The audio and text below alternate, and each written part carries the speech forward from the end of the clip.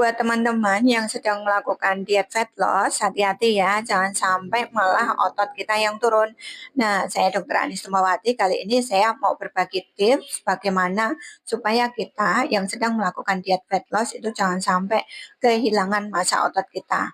Nah, ada 5 hal yang perlu kita perhatikan. Yang pertama, ketika kita mengurangi kalori kita, itu jangan terlalu ekstrim ya. Jadi cukup kurangi 10 sampai dengan 20% dari jumlah kebutuhan kalori kita. Kenapa kok tidak boleh ekstrim? Karena itu bisa menyebabkan stres, lalu metabolisme kita menjadi terhambat. Yang kedua, cukupi kebutuhan protein kita. Berapa kebutuhan harian protein kita? 1 sampai 2 sampai dengan 2 gram per kilogram berat badan kita. Dan protein ini ya, kita nggak harus yang mahal-mahal. Ada dari tempe, ada dari tahu, ada dari daging ayam tanpa kulit, kemudian dari ikan ataupun dari telur. Ketika protein kita tercukupi, nah otot kita tidak akan turun. Yang ketiga, kita harus bijak dalam memilih karbohidrat. Karbohidrat apa yang tepat untuk kita pilih? Carilah karbohidrat yang kompleks. Itu seperti ubi, kentang, gandum, ya, oat, kemudian jagung, beras merah, seperti itu.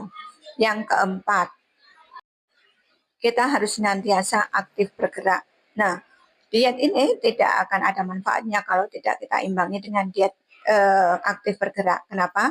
Karena ketika kita aktif bergerak, maka lemak kita akan lebih cepat turun. Latihan apa yang perlu kita lakukan adalah latihan strength training. Jadi kayak latihan otot gitu ya. Itu kombinasi juga dengan aktivitas harian rutin. Nah, strength training ini bisa kita lakukan 3 sampai 4 kali dalam 1 minggu. Nah, yang kelima, ini yang paling penting. Kita udah atur makannya, kita udah olahraga. Nah, yang paling penting adalah kita manajemen stres dan jadwal tidur kita.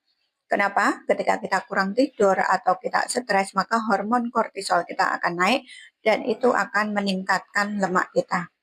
Jadi ikuti terus yang itu tadi, 5 pilar itu tadi kita lakukan secara konsisten. Jadi fat loss tidak hanya tentang bagaimana kita mengurangi makan atau makan yang sedikit, tapi juga tentang bagaimana kita bisa melakukannya secara konsisten. Jika konten ini bermanfaat, jangan lupa share ataupun disimpan dan follow akun saya. Terima kasih.